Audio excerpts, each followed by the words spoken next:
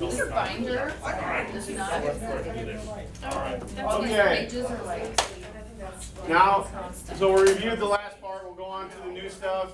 I think you'll see that we filtered through quite a bit of. You're going to see some connections to what we did before. This is probably a little bit easier, and you aren't going to do as much of the stuff that's in chapter 8 that's there, which is good. So if you look at the book, they start out with the whole Barbie stuff, or Math stuff, Barbie deal that happened, and they were trying to compare some different gender differences in studies. And so what we are going to do, and it relates to what we just talked about. Now when we give a range, we'll see if it's in a range, but we'll be able to say how confident we are. And you've heard people say there's a margin of error of 3%. Or like we just took this poll, there's a margin of error of 10%. Well, if 80% of the people said yes, they would blah, blah, blah. If there's a margin error of 10%, that means somewhere somebody has decided what probably means 95% of the people would have answered between 70 and 90. That's what that margin. That's what we're going to be calculating. We're going to use a table to calculate that margin of error. Effect sizes, essentially, we will just calculate those and talk about whether they're a small, medium, or large effect. And this part about the statistical power of the study is, we're probably not going to talk about that. Okay? Just based on what we need to be able to do and how long we're spending on this topic. So, some of these pictures are clips from problems in your book. And so one of the things that happens with your margin of error that happens in these studies is if your margin of error overlaps with answers. So this was like a multiple choice question, and then there was a margin of error in the survey. Well, if the margin of error overlaps with another answer, depending on how much it overlaps, that can be a problem. Okay? Again, we're going to do mostly the calculations and not looking at that statistical power business, just again on time that we have. Okay?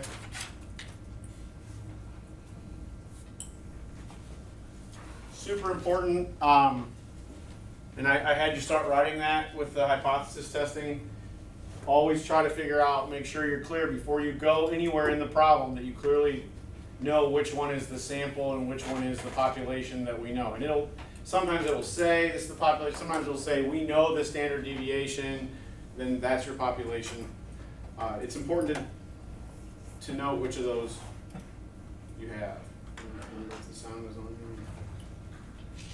Easy, super fun, and it looks amazing. Understanding confidence intervals. In order to understand confidence intervals, we need to understand sampling and sampling error. To find things out about a population of interest, it is common practice to take a sample. A sample is a selection of objects or observations taken from the population of interest. For example, a population might be all apples in an orchard at a given time. We wish to know how big the apples are. We can't measure all of them, so we take a sample of some of them and measure them. To find out about different sampling methods, see our video, Sampling, Simple, Random, Convenience, etc.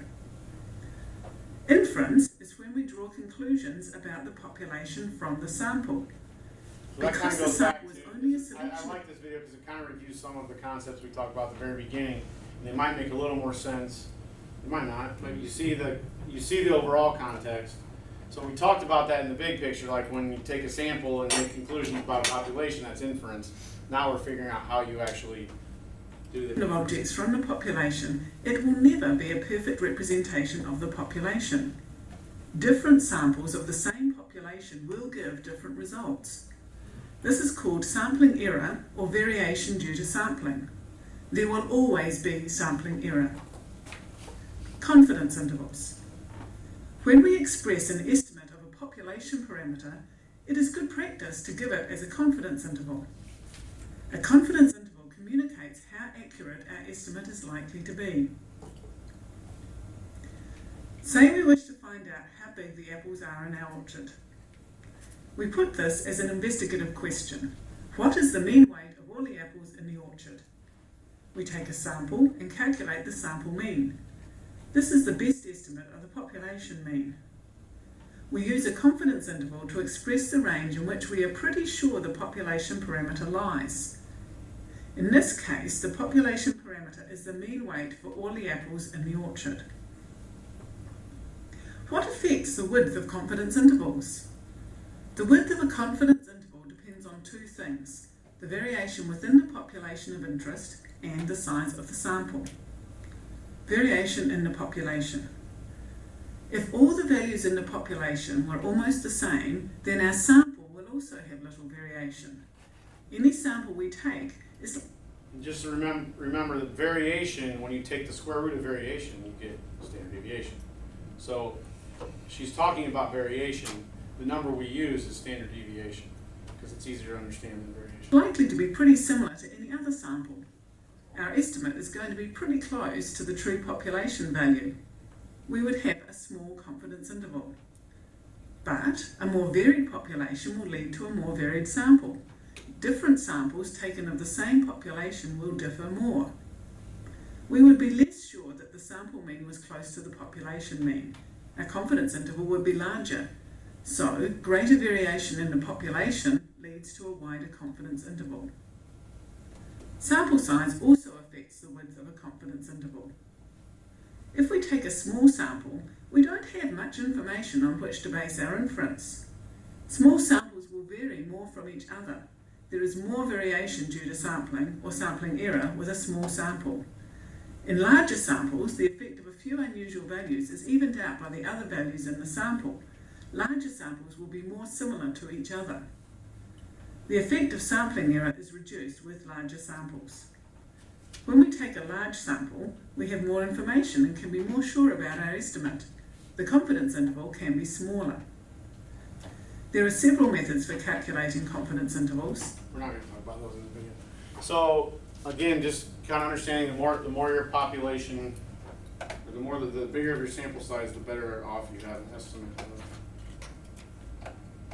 And watching some of these videos. I'm not going to watch all of them. You can go back and watch some if you want. There are, again, sometimes when you watch the videos, there's a little bit of notation difference depending on like what country you're from or the language. So they're there as extra help. If you see symbols that you don't understand, don't freak out about that. They're just the same thing in different way. Okay, so when you get a problem like this, there's a lot of numbers there. You want to figure out what you know. So this is where sometimes people get confused. It says a group of 1,100 foot surgery patients. Some people think right away that's N. Okay? That is not N. You keep reading, and they do have a mean of 240. So that at this point, if you're not sure if that's N or not, then you have a mean. It could be the population, it could be the sample. Standard deviation is 25. Then it says for a sample of 125. So there's your thing. Okay, so that 1,100 was actually my population. So that's the mean that's normalized. That's what we know. That's the mean that's normalized. And this is the, and then our sample mean is 228. And again, I wouldn't use mu for both of them, even though sometimes they do and they put a lower subletter. I think that gets confusing. If you want to write this as population mean in words, go ahead and do it. That whatever makes your understanding better. Okay? Find a confidence interval, the true mean weight of a sample of patients. Okay, so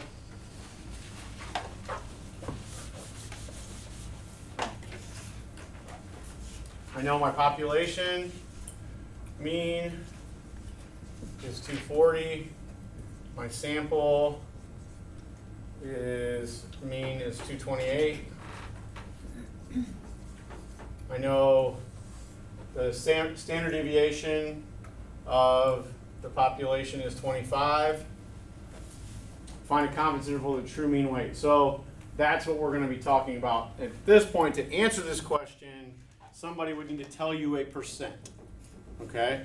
They want to know what percent confidence interval. And so most of the time it's 95% because it's that nice little 2.5 in each tail. So I can work it out that way, or I can work out a 90% so you see something different than what you normally see. You see the 95? Okay, so we're going to do a 95% confidence interval. Okay, so this is where the Z stuff comes in. So you go to your table, and we know that that is a Z. 95% confidence means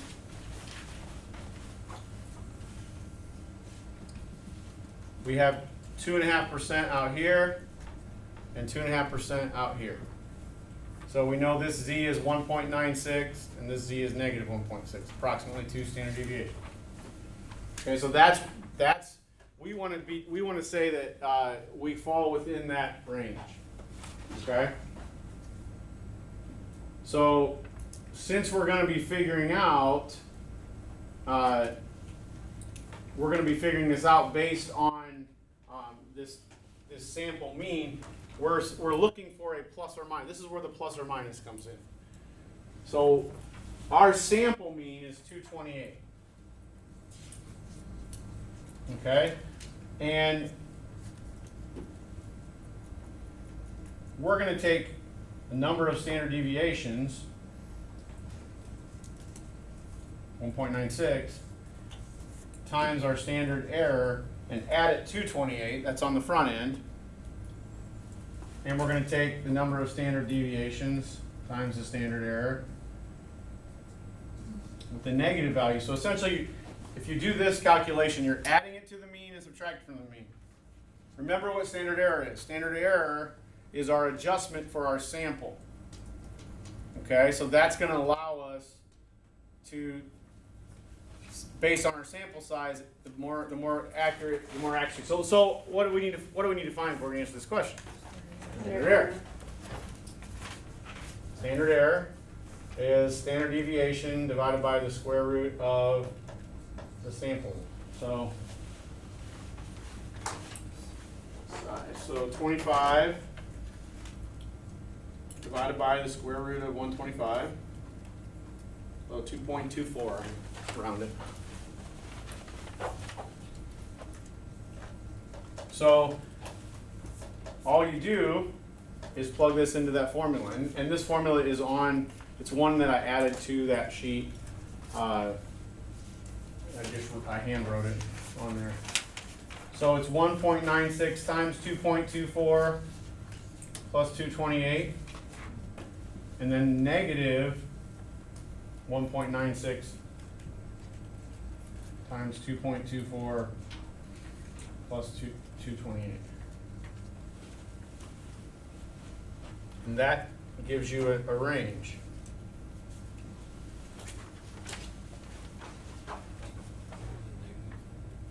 So 1.96 times 2.24.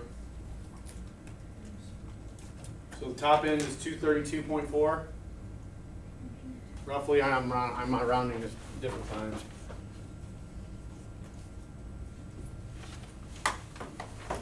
Make sure you don't, if you're using a phone calculator, or any calculator, don't use the minus sign for negative. Make sure you find the negative sign. Because the minus sign sometimes will work, usually it doesn't. It should, but it doesn't. They're the same thing. 223.6. Okay. What should be the average of these two? Take the average of those two numbers. You get 228, right? So this is our confidence interval. We can say with 95% confidence that if we, whatever they were sampling, foot surgery patients, if we sampled them, we could say any person that any group that we sample will fall in this range with 95% confidence working. Okay? So we use the Z-score to convert our sample mean to a range of values. You know, when we first did normal curves, we used our z-score to convert to raw scores. This is kind of like converting to the raw score of your sample. So something to think about here, if we were to change our confidence to 90%, in other words, we're less confident, that's going to squeeze our range down, right? If we want to say 100% confident, it's going to be really big. We're going to say, well, I'm 100% confidence between here and here. I'm 95% confidence between here. I'm 90. So the closer you get to your mean, the less confident you are, because this wasn't the population. This was the sample. Okay.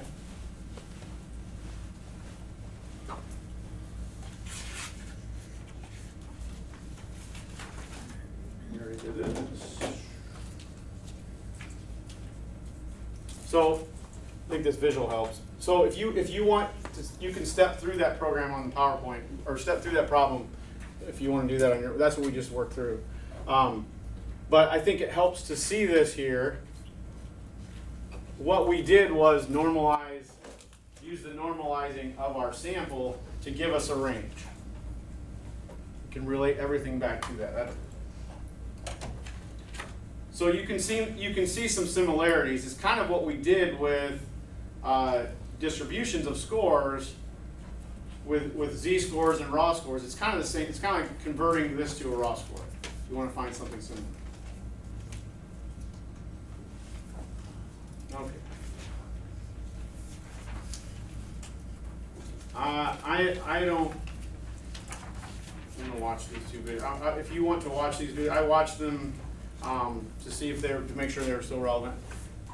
These are decent examples. Again, kind of explains the difference. I know in the one, he uses something that we won't get. Like there's two different. He averages the standard deviations. If you've already seen them. Extra help if you want to do that. I think we're going to spend our time working out problems. Okay. That's all the notes on confidence intervals. You like more? We're going to work them out. Okay? So let's go to the next page on that packet.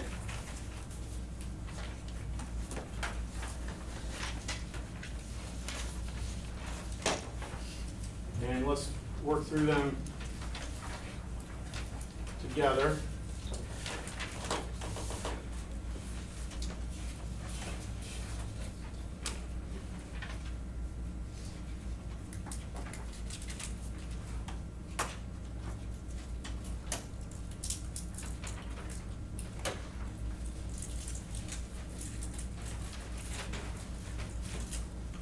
So I like to have the formula there because I know that reminds me I'm going to have to find standard error. I know I'm going to have to find standard error. I actually like this formula. The mean of the sample, my standard deviations are there. So we're using the number of standard deviations from our table. We're using standard error from our sample, and then we're comparing it to our mean. The one thing that I called my brother on this, and he didn't know if he made this problem or not. On this one, usually they're going to say, they're going to tell you the standard deviation of the population. This one makes it sound like of these 10 scores. If they only give you one standard deviation, that's all you have to go on. So for this problem, we're going to use that 0.3 as the population standard deviation. It's the only one we have. I think there's another British guy that does one, and he averages standard deviation. So I'll talk through this one, and then the next one I'll let you kind of work on and check, and I won't talk the whole time. Okay, so as I'm thinking through this, what do I have? I have, I'm going to keep my population and my sample information kind of separate. So the population mean, I know, I don't know it. Not even sure what it is. I know my sample mean is 98.44. And a lot of times it'll say we assume the standard deviation is the same for either. That's the standard deviation. That's the only standard deviation that goes.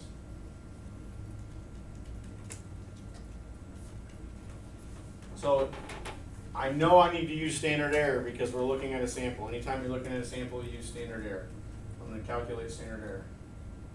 Standard error is standard deviation divided by the square root of the number in that. And we're not testing, so the number in the sample doesn't have to be 30. Okay, so I'm going to do that. 0.3 divided by square root of 10. I got to double check every one of my calculations now since I made a mistake on one. You guys got all excited about that. It's so fun when the math teacher, it is so fun when the math teacher messes up. The students are like in tears with excitement when they're like, yeah, you got that wrong. Okay, so 0.095. I'm just rounding the two significant figures. That 0 is not really significant. Okay? This is how straightforward it is. So that's telling me that, remember, that's my adjusted standard deviation. If you take the number of standard deviations times the standard deviation, that tells you where you're at from the mean. That's all this formula is for these above and below business. Okay, so I would write it out. This is my lower bound. At this point, we know 95% pretty well. 1.96 and negative 1.96. So my lower is negative 1.96 times 0.095 plus my mean. So that is basically 2 standard deviations below the mean, and that's our standard deviation for our sample. Okay? The mean of my upper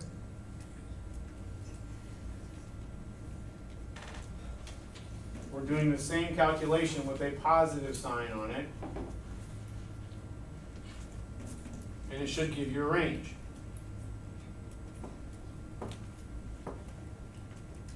With great caution, I'm writing down my range without double checking it. 98.25 to 98.62. See if you get. So this one is 98.25. This one's 98.62. Quick way to check it is take the average. Take the average of these two. You should get our mean or close to it, depending where you round it. If you write 98.3 and 98.6, that's fine. Not about number theory, unless we're doing the actual experiment. So that's saying 95%. So if I take another 10 samples, I have 95% confidence that they will fall in this range. That's what that means.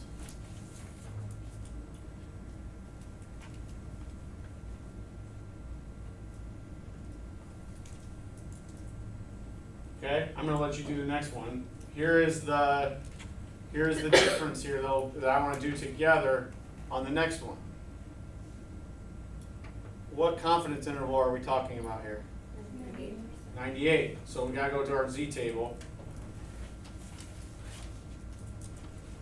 If it's 98% confidence interval, how much is in the tail? 1. Okay, so this is a difference right here. So what is the Z value that has 1% in the tail? 2.33. 2.33. Okay.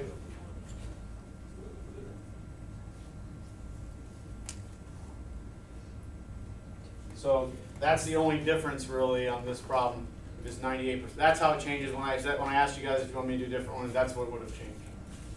I got a resounding no, so I didn't. This one is 98. So go ahead and set it up. You know you have to find standard error. You're looking for the things to plug in the standard error formula. You're looking for the mean.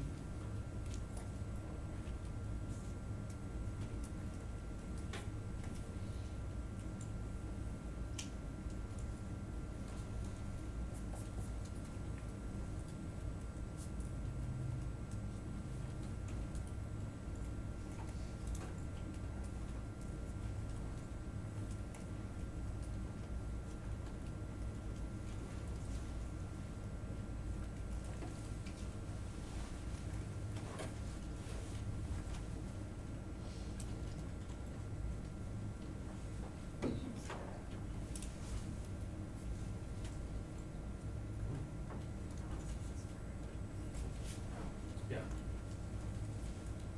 And a bigger confidence interval makes the interval itself bigger because you're more confident by saying, well, I'll stretch it out to either side. Now I'm more confident. This is where gambling connects to probability as well. I'll give it 3-1 odds on that.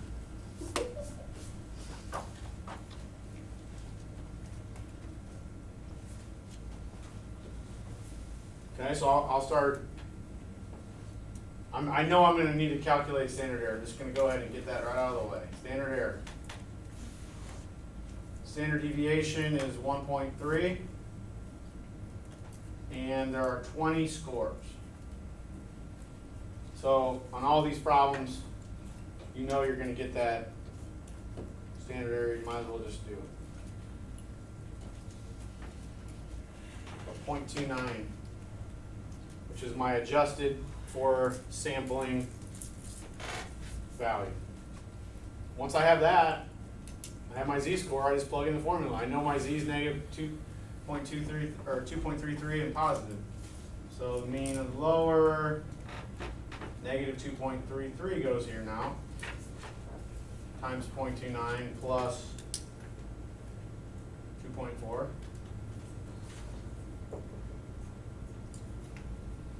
Positive 2.33 times 0.29 plus 2.4.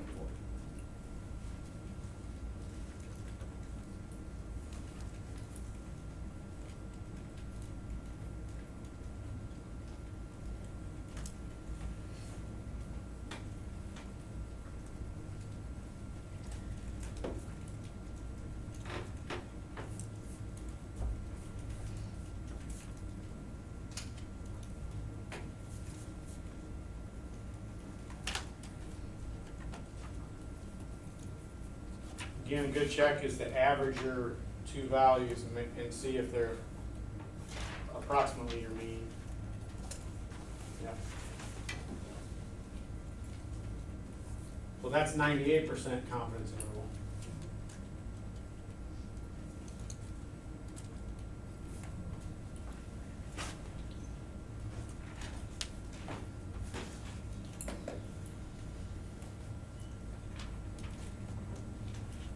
Okay?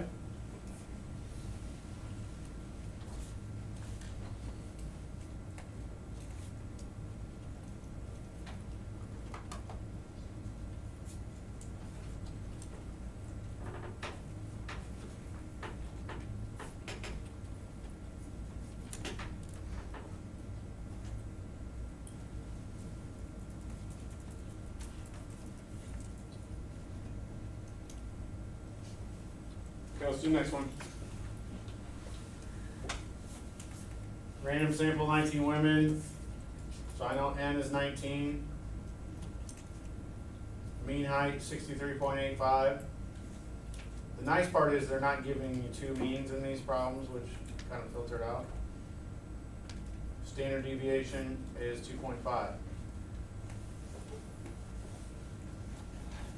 So I have everything I need right there to get my standard error. But I got to look on my Z chart. Because now we're talking about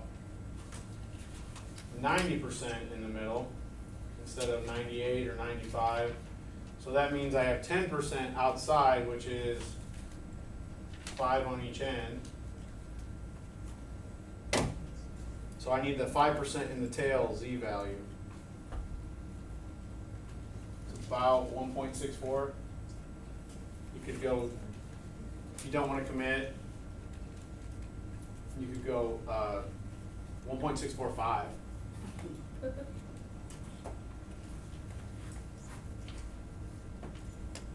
I'm just gonna go 1.64. So I have everything I need, just like before. I have all the calculations ready. Just need to do my standard error. 2.5 divided by the square root of 19. It's 0.57.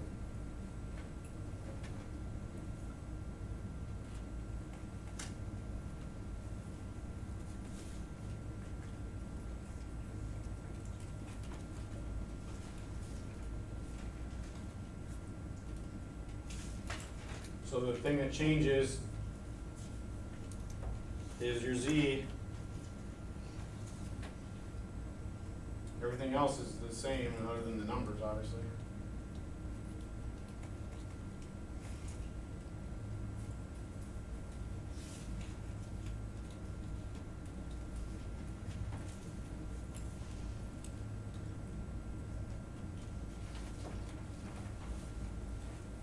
Plug it in.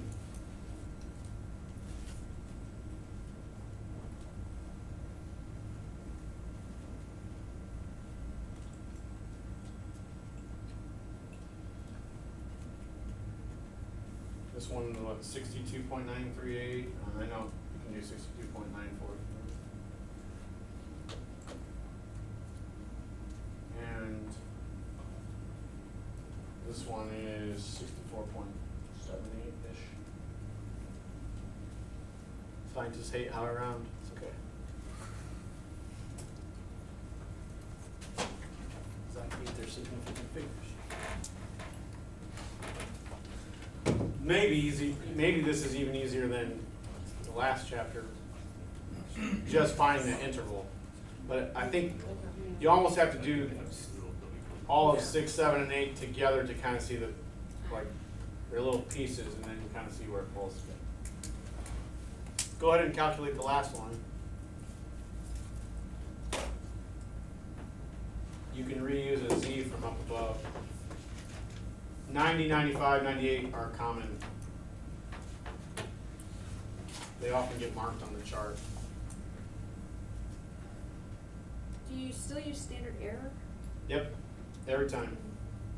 even though you're talking about the whole population? It's 4,400 college graduates. The entire population would be everybody who was Everybody. eventually. Right. Gotcha. So there are more than that.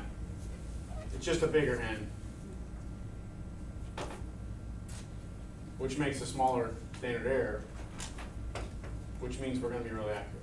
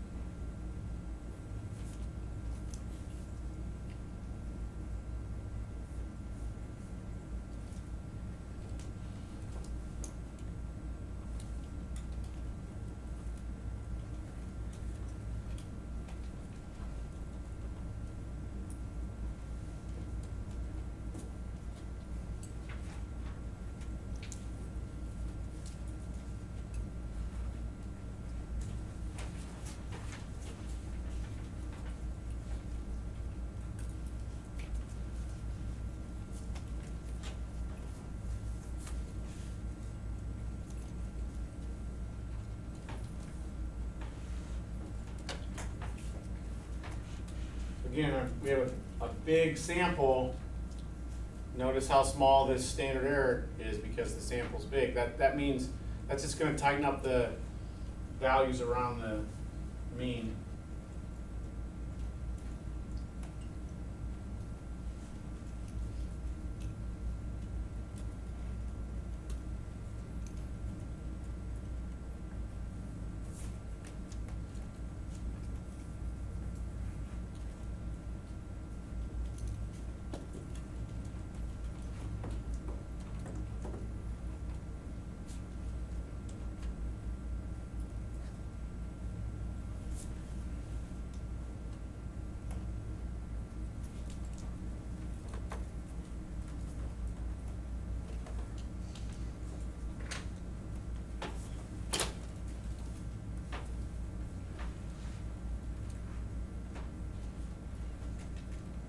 mean, these values are really close together.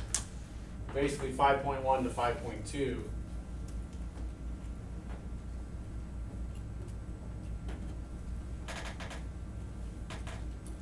And it's 98% confidence. If we were to change this problem to 90% confidence, it would be even closer together.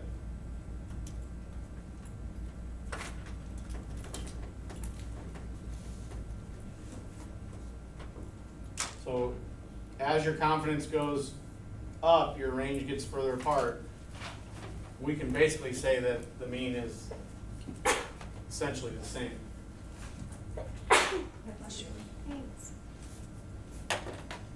So standard error, that repeating theme throughout this, the standard error is that adjustment factor from sample to a population.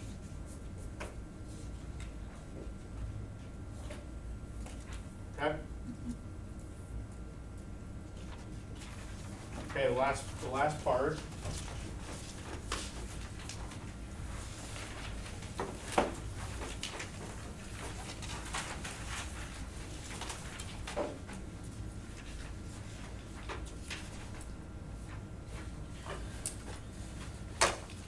Is effect size, and effect size is the measurement of the overlap of the data, and I think the best way there was a good description in the book. I was trying to remember the wording. Like the more you could see it, the more you could see the difference between the two, the bigger the effect size. So like the more you could see that difference, but that also means there's less overlap of the two values.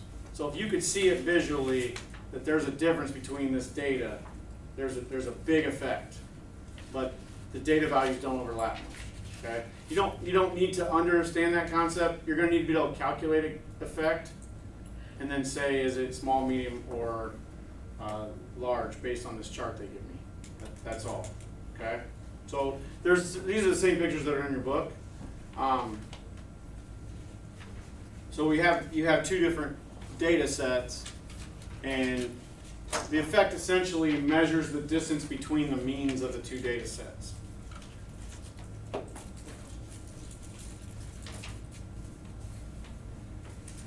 And this data set has less variation in the means, so that difference is the same as this difference. This has more difference in the means, but the standard deviations would be bigger. Just some fun pictures. Really fun. So I don't think they did a great job of explaining this in the book, so I want to show you these two pictures. These top two pictures are the same populations as the bottom ones. On the bottom ones, they use standard deviation to figure this out, and on the top one, they use the distribution of means. And so even on top, if you do the distribution of means, you find out that like this effect is less than this effect. On the bottom, when they do that, you have the same effect for both, even though those are different populations. Kind of interesting little thing of how we get there. You don't have to be able to get there from that. So what I said might have just sounded like blah, blah, blah. This is what you have to do right here. Okay, there we go. There we go. So this Cohen's d measures the effect size. That's what we're going to do. All right? And if you want to think about what division means you break things into fractions. Okay? If you divide by 4, if you took 4 of those things, you divided it in fourths, you get 1. We are dividing by standard deviation. Okay? So we're taking the sample minus the population and dividing by how many standard. So Cohen's value is the fraction of standard deviations. It's taking that average, taking the averages, and then putting them into parts of standard deviations. And if you look, you always have this chart. You don't have to memorize it. On your effect size, So when we do this division, there's a sample problem from before. I think that was similar numbers from before. Oh, that was in the bottom of the sample mean minus the population mean divided by how many? I should say 125, but or sorry, no, 25. You get 0.48. That's the number of standard deviations that the difference is represented. Okay, we always convert things back to standard deviation. You go to this chart. You go 0.5. That's a medium effect size. If you had the graphs of all the data, it would have a 67% overlap, which we won't be doing. We don't have that digitality. Okay? So essentially, you're calculating it, you're locating it, and when it says comment on it, you say small, medium, or large based on the chart. Okay? If you want to comment further, you can. Keep it clean. All right? So this is just like a little bit more detail if you're wanting to know. The tricky thing, I think, small effect size, something is really happening, but you can only see it through careful study. Okay? Both things can have can be statistically significant. This is the one I was talking about earlier. If you look at a room full of people, you probably will tell on average men more taller than women. That's effect that can be seen with the naked eye. So you can actually see it. Very substantial. Small effect just means that it would be hard to tell the difference. The distributions are really close together. The part that gets tricky is small effect has it has a lot of overlap, but a small value. If you use the chart, it's not tricky, but when you're talking about it, if you don't have the chart there with you, you can get yourself confused by it. Remember, these are standard deviations. So if you think about it this way, a smaller standard deviation means stuff's closer together. It's not as spread out. Anybody click on this one? I'm scared. I don't want to see it. I was worried it was going to be one of those ballerina ballet. Okay, I don't, I want to go to this paper that you have. I'm not going to do this problem. We'll come back and review that. So if you go to the back of this giant packet of stuff, we're going to calculate the effect size.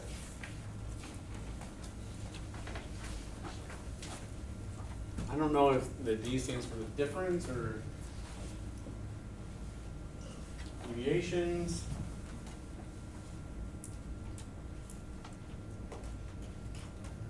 So again, if it helps, put words on there. This is sample mean minus population mean, and then standard deviation. So just, you want to make sure. The nice part is, again, on this, we're going to be looking at the absolute value. So we don't care if it's positive or negative. We just care what the decimal value is. Same with any standard deviation, right? One standard deviation above is the same percentages as the one standard deviation below. The same percentage from the mean. Okay, so all vehicles, 18.9, standard deviation 3.2. Fort Wayne has a mean of 17.2. So their sample is 17.2. So sample minus all divided by 3.2. There's a whole bunch of build up to that Cohen's D because it's a math book. Because you could go, I mean, if we were in a semester long statistics class, hey. It might be easier for some of the concepts because you wouldn't have to slam it all into one night, right? That's true. Just spread out the misery. Oh my. So I get negative 0.53, but we don't care about the negative. So these are the sign for absolute value. You recognize that. It's okay if you don't, just drop the sign. But you should get this. Remember, if you're not pushing enter before you divide, you're wondering where all my numbers are coming from. You gotta do the whole numerator first. So you go to your effect, small, medium, or large? Medium. Medium.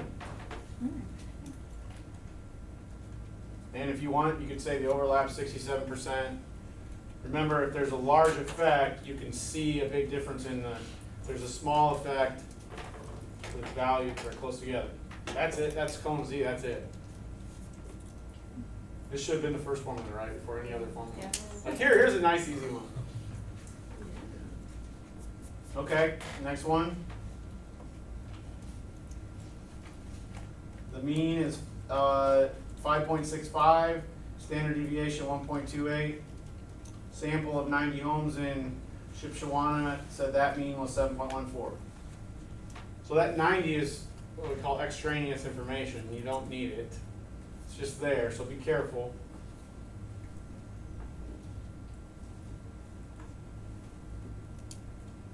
So the United States would be our population. Shipshewana would be our sample. And then we divide by standard deviation. So sample minus population divided by 1.28.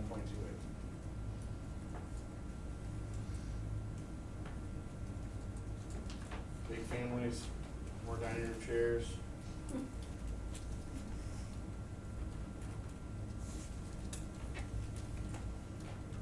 .16. That would be a large effect, which means the means are far apart, which means if you walked into an Amish dining room, right, you'd be able to tell. You walked into a dining room that has 7 chairs versus a dining room that has 4 chairs, you can tell, you can see that. The averages are far apart. I'm sure my brother came up with that illustration. We grew up in Fort Wayne, so when I see Fort Wayne references, Maynard is always Jonathan.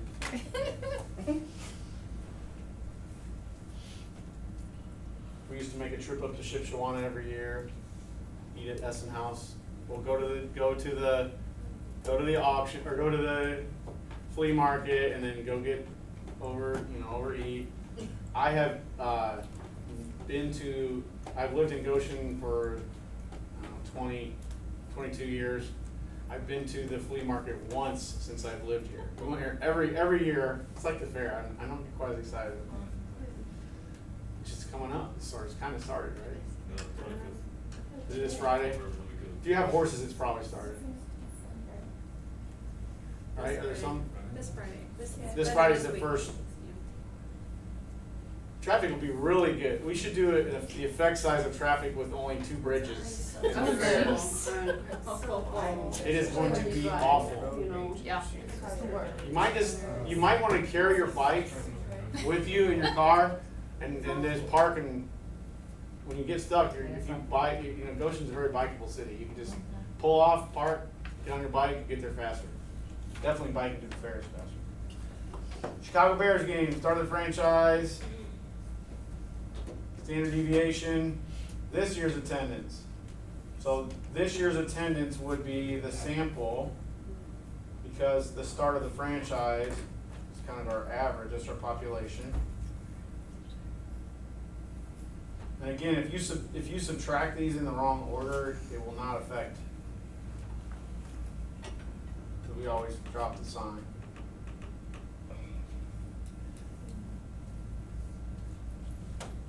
Roughly 0.21-ish.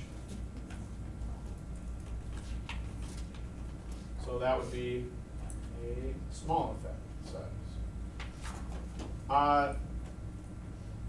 I think people, the other thing about confusing is like, it's just a description of how far apart the means are. It's not saying that you're not relating any data. You're not doing a test. You're not saying, oh, there's small effect between the average now and then. It just means that the averages are close together on the distributions. Does that mean that the two means are 0.2 standard deviations away from each other? That's correct. Yep. So when you subtract, you find how far apart things are, right? Right. So if we're dividing it by standard deviation, it's fractions of a standard deviation.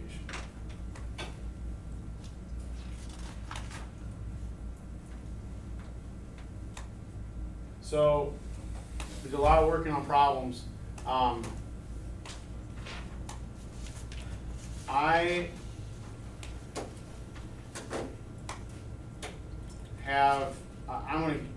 had planned on this night being, last one was supposed to be a little shorter, but we ended up going pretty long anyway.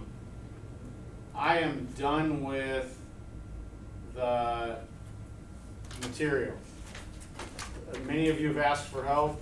If you want to stay and start working on your assignment so you can ask questions now or ask because I was going too fast on the other stuff, you are welcome to do that. I will stay around as long as you do within reason. 10 o'clock. So if you want to stay and get help on anything, you want to finish these up that we didn't get done, ask about homework, ask about the test that you're still like, nah. If you want to skedaddle, you got a skedaddle night.